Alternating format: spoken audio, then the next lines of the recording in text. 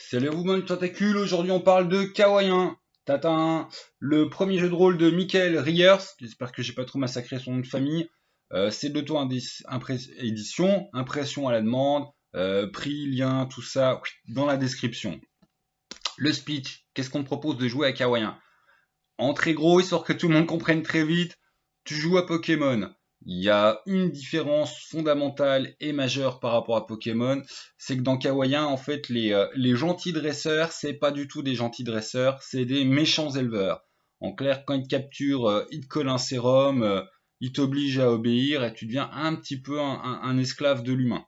Voilà. Tous les humains sont pas du tout dans ce délire et certains humains sont très positifs et cool avec les Kawaïens. Voilà, c'est pas les humains c'est des méchants et les Kawaïens c'est des petites victimes. Il y a plein d'endroits où il y a de bonnes ententes, mais il y a un groupe humain qui est pas très sympathique. C'est pour ça que le sous-titre là c'est évolué pour les libérer tous. Voilà, voilà. Donc, qu'est-ce que c'est un Kawaïen? Bon, bah, c'est un Pokémon, à savoir c'est un être mi-animal, mi-élémentaire, et contrairement à Pokémon, dans Kawaïen, les Kawaïens ont une origine, ils viennent d'un autre monde. Vous pouvez en savoir plus, on a les réponses dans le livre, c'est réservé côté MJ. Qu'est-ce qu'on peut dire de plus aussi? Les Kawaïens ont un espèce d'inconscient collectif, de pensée collective, qui fait qu'ils vont tous suivre 4 principes instinctifs, qui est bien pratique aussi pour que ce soit pas le bordel autour de la table. À savoir que les outils, c'est des trucs d'humains. Ils peuvent se balader avec des fringues ou des épées et des armures. C'est purement esthétique. La peau du kawaïen, c'est mieux qu'un gilet pare-balles, et un coup de tatane d'un kawaïen, c'est mieux qu'un coup d'épée. Donc c'est vraiment pour faire beau. D'un autre côté, bah, ils conduisent pas de voiture, ils n'utilisent pas de micro-ordinateur, ça ils savent pas faire. Ils peuvent ouvrir une porte, hein, c'est pas. Mais voilà, ils sont pas habitués aux outils. Ils n'utilisent pas de stylo, ils vont pas les réécrire. Ensuite, donc 1, laisse les outils aux humains. 2, évolue en combattant. Alors pour ça, il faut savoir que les Kawaïens, quand ils sont. Généralement, ils vont de 1 à 12 ans, puis à 12 ans, ils sont vieux, et leurs corps disparaissent. Et en fait, de 0 à 1 an, c'est des bébés, ils grandissent, et ils grandissent tous les Kawaïens sont herbivores, et en mangeant, bah, ils récoltent un peu d'énergie spirituelle qu'il y a dans toutes les plantes. Et bah, quand ils sont adultes, bah, ils continuent à manger, mais l'énergie spirituelle des plantes n'est pas assez pour les faire continuer de grandir et évoluer. Et en fait, ça, ils le peuvent en substituant, volant l'énergie spirituelle d'autres Kawaïens suite à des bastons ritualisés. Le rituel de baston, c'est plus une bonne grosse baston à la Astérix, bien rigolote, où on a bonne ambiance, bon enfant, puis on se tatane.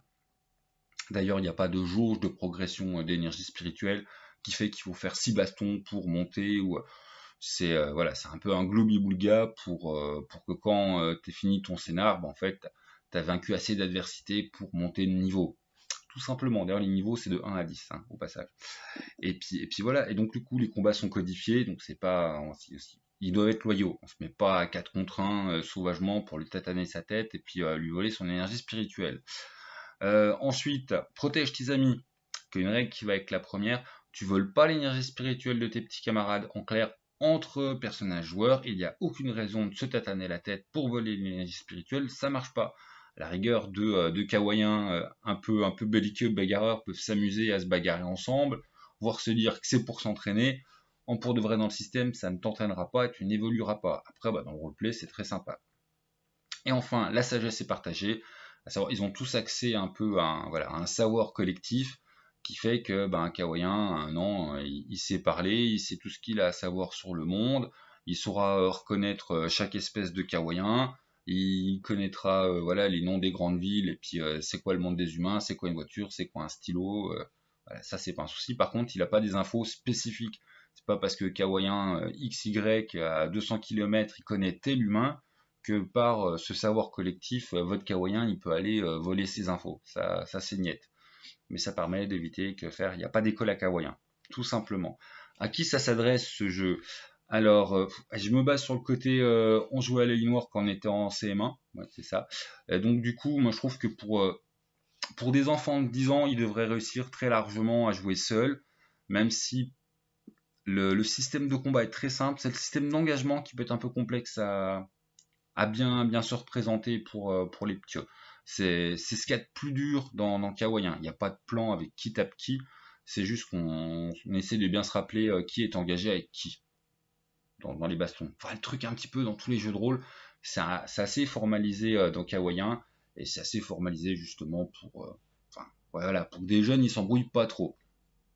Et puis alors si vous avez un MJ adulte, je pense que vous pouvez faire jouer des gamins de 8 ans. C'est simple d'ailleurs, vous leur passez les règles de l'engagement, vous gérez ça vous-même parce que vous vous souvenez qui tape sur qui. Et puis voilà, hein, c'est plié. Le système en lui-même, comment c'est? Alors c'est facile, tu as 4 attributs, plus un score d'endurance, qu'en gros les points de vie, hein, et tu fais tes tests au dé de 20, hop, tu jettes un dé de 20, il faut faire égal ou moins que ton attribut pour avoir réussi le test. Et les attributs, c'est corps, attention, c'est pas la force peut être représentée par la puissance, donc c'est corps, tout ce qui est agilité, avec chaque attribut a deux subdivisions qu'on appelle les compétences, au niveau 1 tu n'en as pas, et la compétence, ça va juste te permettre de refaire un lancer de dés si t'aimes pas ton résultat pour pas très cher. Voilà, tout le monde a la possibilité de relancer des dés pour cher, mais voilà, je leur explique n'importe comment. Hop, on voit ça après. Donc tes attributs, corps, esprit, parole, parole c'est le social, sens, la perception, et l'endurance.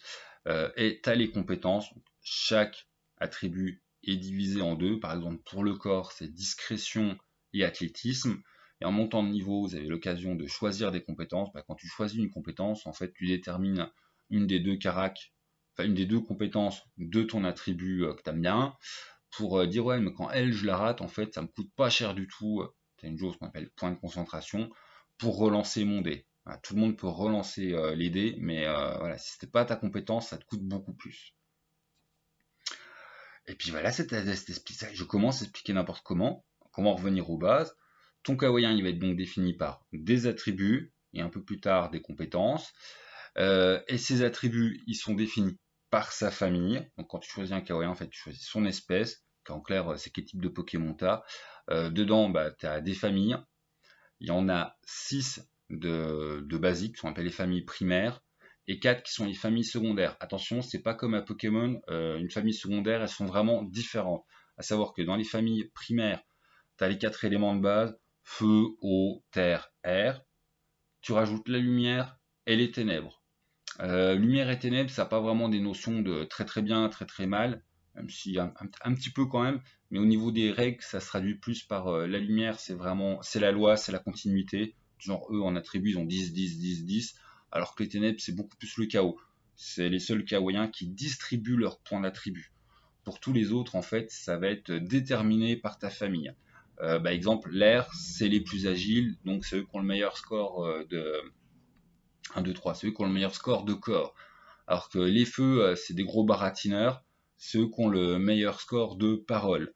L'eau, ils ont le meilleur score d'esprit, et terre, ils ont le meilleur score de perception, à savoir de sens. Voilà. Et puis si tout, si quand même, par exemple, terre, ils ont un peu plus d'endurance. Voilà. Ces caractères sont donc déterminés par la famille. Quand tu as une famille secondaire, en fait, tu as un petit pouvoir en plus qui fait que tes caractères, enfin, ça va se payer à un moment. Voilà, tout simplement. Tes caractères, elles restent déterminées par ta famille principale, parce que tu as forcément une famille principale. Mais avec la famille secondaire, tu as un petit pouvoir en plus des copains, donc vous allez voir dans la création, il y a un moment où ça se paye. Tu as ton style qui va donner ta puissance, ta concentration et ta défense. C'est là que ça se paye. Les kawaïens qui n'ont qu'une famille primaire, en fait, vont avoir un score de puissance, concentration, défense, qui ont des équivalents en progression XP, qui est plus important qu'un kawaïen qui a une famille secondaire. La puissance, en gros, c'est la force. C'est un dé direct, c'est les dégâts que tu mets par baston. Il n'y a pas de jet d'attaque dans le jeu, hein. Tu fais directement tes dégâts. Ta concentration, c'est une réserve de points qui va te permettre de réactiver certaines capacités et aussi de relancer des dés quand le résultat ne te plaît pas. Et ta défense, c'est ce que tu soustrais, c'est un nombre fixe, c'est 1 ou 3, et c'est ce que tu soustrais aux dégâts que tu te prends dans la tête. Tout comme Pokémon, il y a un cercle d'influence élémentaire qui fait que certains éléments sont plus forts contre d'autres. Là-dedans, ça se traduit pas par dégâts x2 ou des trucs comme ça. En fait, quand tu es faible face à un élément, tu es obligé non pas de recourir à la défense, qui est une valeur fixe qui soustrait des dégâts, tu recours à l'esquive, et l'esquive c'est automatiquement 0. C'est-à-dire que tu réduis pas de dégâts, tu te prends tout dans la tête. À noter que tous les kawaïens ont déjà 2 attaques de base, une qu'on appelle morsure, qui est non élémentaire, qui fait 1 des 4 dégâts, qui est donc tout petit, et une qui est élémentaire, qui fait en dégâts leur niveau de puissance, mais qui du coup elle est soumise à la loi des éléments, forte contre certains, et certaines autres, bah, tu as le droit de résister. Donc le style, ce qu'on vient de parler, c'est ce qui détermine ta puissance, ta concentration, ta défense. Tu as aussi un profil. Alors le profil, c'est le dernier point qu'il faut choisir, hein. Donc en gros, tu choisis ta famille, ton style, ton profil. Ton profil au début, ça te semble peu marqué parce que tu as une liste de 7 capacités, tu en choisis que 2, mais c'est les capacités déjà les plus fortes. Et ensuite, bah, c'est dans ta progression, à la fin, quand tu es niveau 10, tu as 5 capacités de style, et si tu les as bien choisies, elles iront bien en combo avec effectivement avec 5 capacités de profil. Si tu les as bien choisies, elles iront bien en combo avec bah, tes scores donnés grâce au style, à savoir ta puissance, ta concentration, ta défense. Et elles iront bien en combo avec tes attributs donnés par ta famille, voire ton petit pouvoir spécial donné en plus par ta famille secondaire. Ah, voilà, les compétences, j'ai expliqué. Bon, je rappelle, voilà, compétences, c'est quand ton dé de 20 de test d'attribut ne te plaît pas, ben, si c'est l'aspect de l'attribut qui est lié à ta compétence, bah, tu peux seulement pour un point de concentration relancer. À noter que par exemple, certains styles ont 0 en point de concentration. La concentration, en fait, en début, soit à 0, soit à 7, soit à 14. La puissance, bah, c'est en D, donc tu as D6, D8 ou D10. Et puis la défense, tu as soit 1, soit 3. Et en montant de niveau, bah, tu peux augmenter, ton dé de puissance peut augmenter, ou tu peux choper 7 points de concentration, ou tu peux faire passer ta défense de 1 à 3. Et puis voilà, les montées de niveau, c'est pas homogène. À savoir qu'à chaque fois, tu vas gagner quelque chose, mais c'est pas tous les niveaux, je gagne des attributs, ou tous les niveaux, je gagne un pouvoir de profil. On va le montrer. Je l'ai pas présélectionné pour rien. Donc ouais, au niveau 1, attributs endurance sont fixés par la famille. Ta famille te donne aussi les 2 attaques de base. Tu n'as aucune amélioration utilitaire. Tu peux prendre l'amélioration utilitaire de ta famille au niveau 4. Ton style va te donner, ton style, soit il va être primaire, soit il va être secondaire. Je rappelle que les styles secondaires sont ceux qui sont à choisir pour ceux qui ont une famille secondaire, et ils sont un peu moins forts, et c'est très bien fait parce que justement ça équilibre. Et puis après, tu as le profil, et le profil, en fait, il va te donner 2 capacités. Au niveau 2, bah, tu gagnes une amélioration utilitaire. Bah, en gros, en fait, c'est ta première compétence. Tous les héros, parce que par exemple, les PNJ n'ont pas de compétences. Voilà.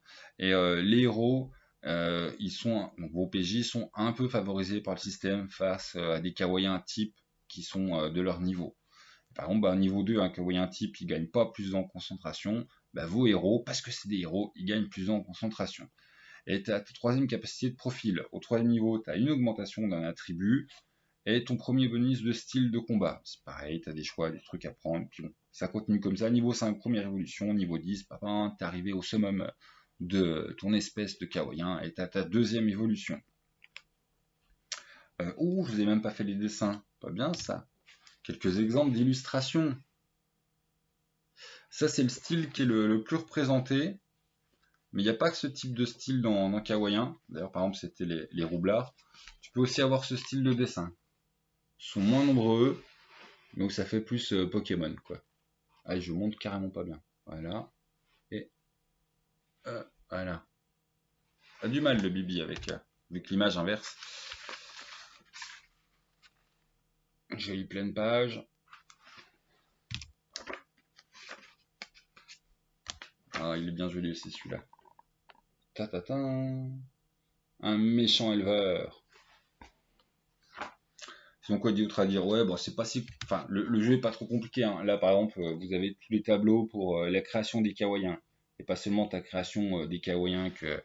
Je veux dire qui existent, puis en existe plein. Tu peux inventer des bestioles en plus. C'est comme si à Pokémon, bah voilà, t'as pas le look Pokémon qui t'intéresse, tu l'inventes. Il y a pas mal de kawaïens qui sont listés. Bah, ça va du numéro 1. Tac, tac, tac, tac, tac, tac, tac, tac. Un numéro 117, qui sont déjà des kawaïens existants. Mais en fait, par le nombre de combinaisons possibles, tu peux en inventer d'autres. Et puis, si la tronche, là, par exemple, tu as le Velocirapia, qui est un mélange ténèbres-dinosaures, donc première famille ténèbres, famille secondaire dinosaures, profil roublard, style focalisé. Bon bah toi tu as envie de jouer quelque chose qui est Ténèbres, Dinosaure, Roublard focalisé, mais pas voilà, mais pas en Vélocirapia, et bah tu l'inventes. Il n'y a rien qui te l'empêche. Voilà, c'est pas interdit du tout. D'ailleurs, oui, les familles secondaires, je n'en ai même pas parlé plus que ça. Quand tu joues un dragon, ton petit pouvoir secondaire, c'est que voilà, si ton dé de dégâts fait le maximum, tu relances. Quand tu as un dinosaure, c'est quand ton dé de dégâts fait le minimum, tu annules et tu relances. Les plantes, il n'existe que 4 états dans le jeu. Les états sont très simples à gérer, c'est fait pour, hein, ça se destine aux enfants. Et en fait, les plantes sont pas immunisées, mais sont super résistantes à 2 d'entre eux. Et les insectes sont hyper résistants aux 2 autres. Voilà, tout simplement. Le tableau de progression, c'est vu. Le Kawaii Index, c'est vu. Et puis oui, ça c'est limite, voilà. Les tableaux de création que vous pouvez mettre sur votre écran.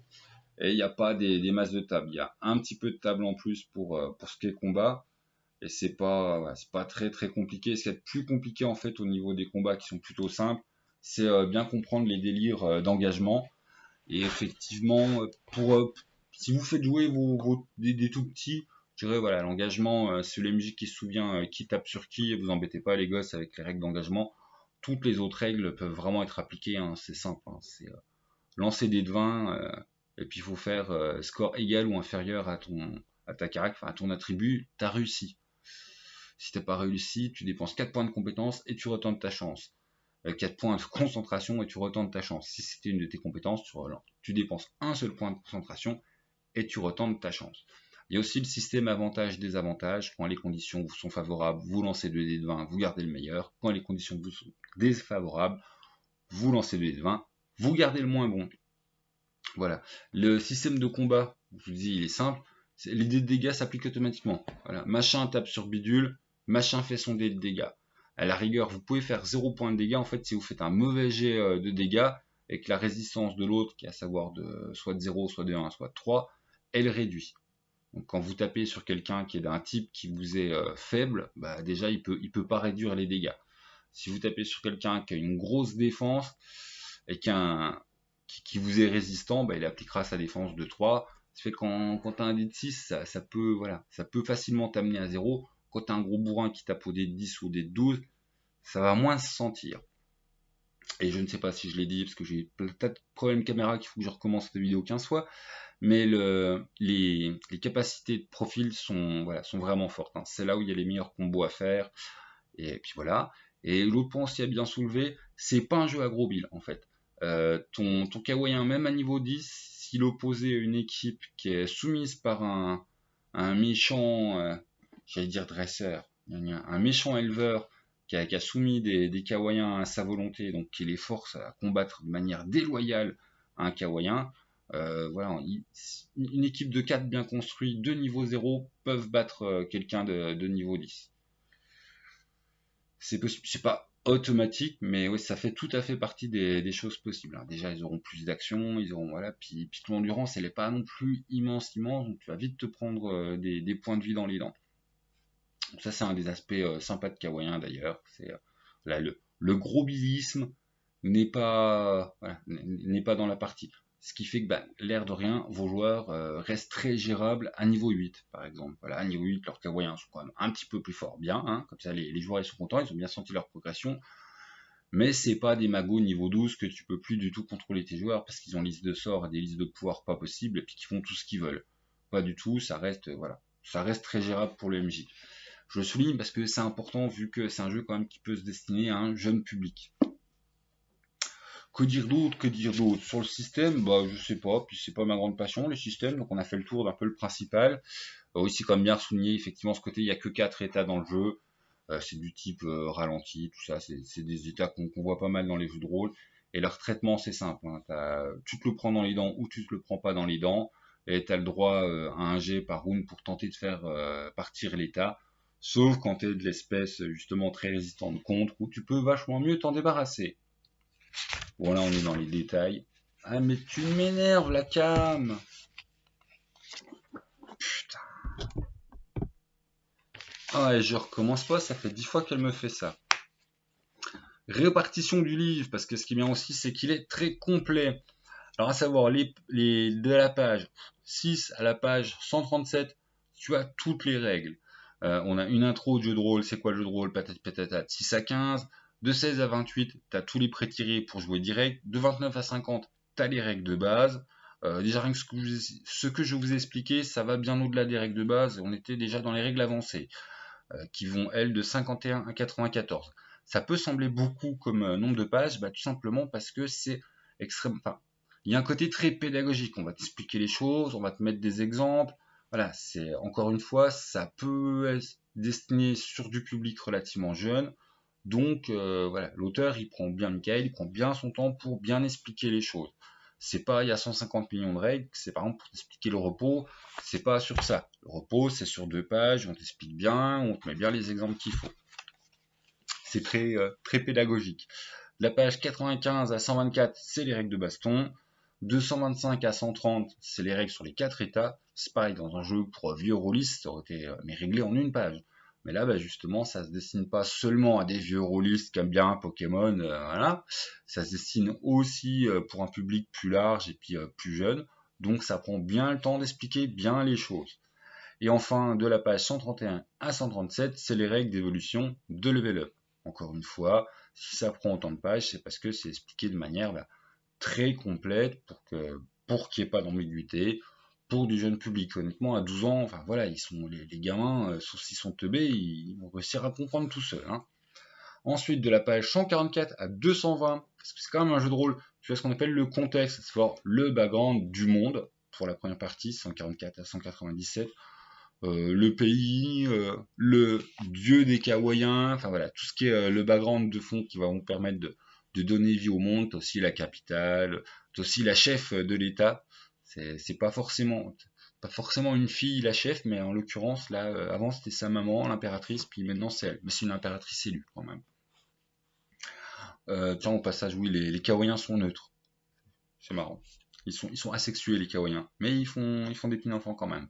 Et de la page 198 à 220, on a les antagonistes, on a les éleveurs, toutes les histoires de sérum, voilà, tout ce qui fait quelque part les méchants. Je préfère le terme antagoniste parce que même les motivations du grand méchant qui est derrière tout ce qui est éleveur et compagnie sont plutôt intéressantes et du coup ça fait pas voilà, c'est pas on n'est pas dans Cruella, on n'est pas dans le méchant.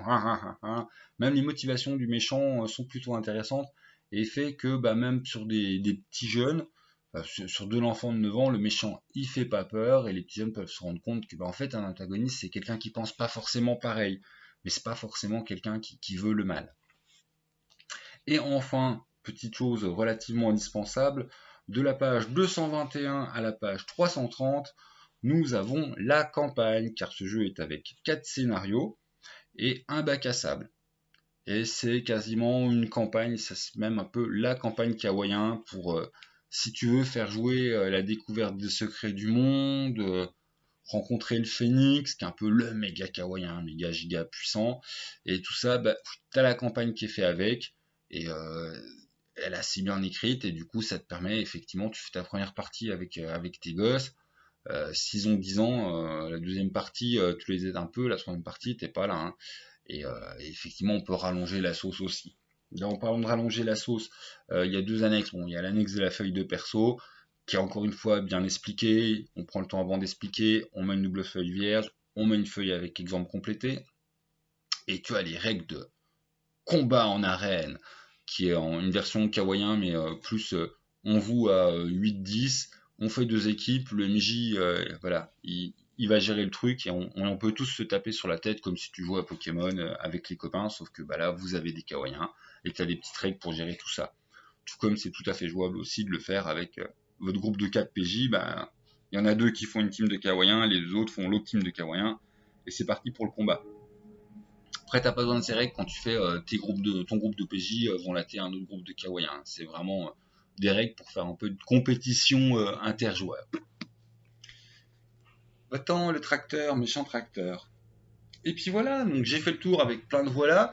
Kawaii, qu'est-ce que j'en pense au final? Moi j'en ai pensé que du bien, ça m'a bien hypé. Je veux le PDF, j'ai dit à Michael que ouais c'est tout bien, machin, il a été sympa, il m'a tiré une bêta. Par exemple maintenant il y a son nom dessus. Et puis bon, hop, voilà, il y a eu une ou petite deux améliorations de la bêta. Et puis il a bien tenu compte de mes critiques, c'était gentil comme tout. Parce que des fois on me demande qu'est-ce que j'en pense, mais j'ai juste le droit de dire c'est bien, c'est bien, c'est bien, sinon je vexe les gens. Bah je trouvais ça bien, mais je fais ouais, puis là, je pense ça. Et puis ça a été voilà, très bien compris, très bien reçu. Donc, merci à toi Michael. Et puis ouais, moi j'ai trouvé ça vraiment sympa. Alors je cache pas que je suis fan de Pokémon, donc je pense que ça biaise un peu mon regard. Je cache pas aussi que bon, pour des hard players et tout, ça peut être le côté, voilà, si t'aimes pas Pokémon et que t'es un hard gamer, c'est pas pour toi. Si t'es si t'es un vieux rôliste mais que t'es fan des Pokémon, ça peut te plaire. Voire vous pouvez le jouer avec un côté un peu moins enfantin. Et puis voilà, ça reste un jeu très positif où on peut, voilà, justement pas être que dans le niais, mais le cadre général et ce qui va être proposé aux joueurs et mis en avant, c'est quand même, voilà, c'est très positif. Ah, je remets des volets partout, je me claquerai. C'est très positif, c'est très softly. Il y a vraiment, voilà, vos kawaii, ils meurent pas. Hein. Un kawaii peut mourir, mais faut vraiment, enfin, faut presque le faire exprès. Quand t'as 0 en endurance, t'es évanoui, t'es pas mort. Tu peux pas avoir d'endurance négative. Donc du coup, pour mourir, en fait, faut perdre 4 fois de suite sans te reposer. Enfin, faut être idiot. Voilà, faut le faire exprès. Et que dire d'autre? C'est vraiment bien, en fait, si tes gosses, voilà, tes gosses ont 8-9 ans, ils sont fans de Pokémon, tu te dis j'aimerais les initier au jeu de rôle, bah Kawaii, il est fait pour toi, tout simplement. Voilà, c'est là-dessus, c'est vraiment la voie royale.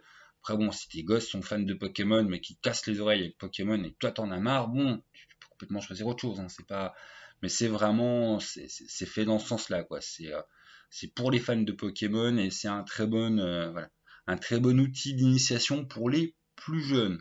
Franchement, ça marche aussi avec les grands adolescents. De toute façon, les vieux adultes attardés comme moi, à 40 balais passés, ont été séduits. Donc, je pense qu'effectivement, des petits minots de 13-14 ans, ils vont bien rigoler aussi.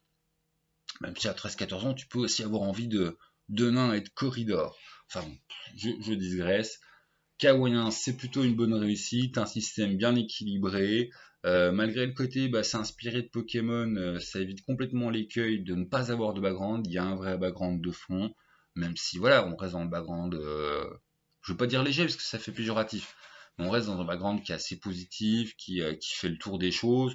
Ça, enfin, t'as commencé un village, commencé la capitale. C'est quoi le rapport aux humains, la question de la religion donc Kawaii. Oui, il y a des choses, hein, on n'est pas perdu, et c'est bien assez justement pour des petits jeunes qui mettent en place un décor de jeu de rôle, et puis surtout les opposants sont pas traités en juste ça c'est les méchants humains, puis hop on les torche sur 2 pages. Il y a quand même toute une partie qui sont considérés aux éleveurs, c'est pas français ce que j'ai dit, enfin il y a toute une partie sur les éleveurs qui fait que les antagonistes peuvent quand même être bien traités, et qu'on a tout un aspect dans la campagne qu'effectivement c'est ça, hein, c'est libérer les camarades, essayer de découvrir d'où c'est qu'on vient, c'est quoi ce gros bazar, pour qu'on s'y retrouve sur Prima. Voilà, on ne joue pas sur Terre, on joue sur Prima.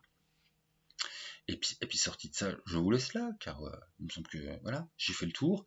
Et bientôt, si mon internet ne me casse pas les pieds, Michael, c'est lundi prochain, donc il nous parlera lui-même de son jeu, et tout ce que j'ai mal parlé. Et puis voilà, puis on débattra kawaïen. Donc ne les attrapez pas, hein, libérez-les tous. Salut les gens, bonne découverte à vous voilà, les vieux grands enfants comme moi qui aiment encore bien Pokémon. Et puis pour tous ceux qui ont des gamins qui sont fans, c'est vraiment le truc qui va permettre facilement de les passer en mode jeu de rôle. Salut les gens!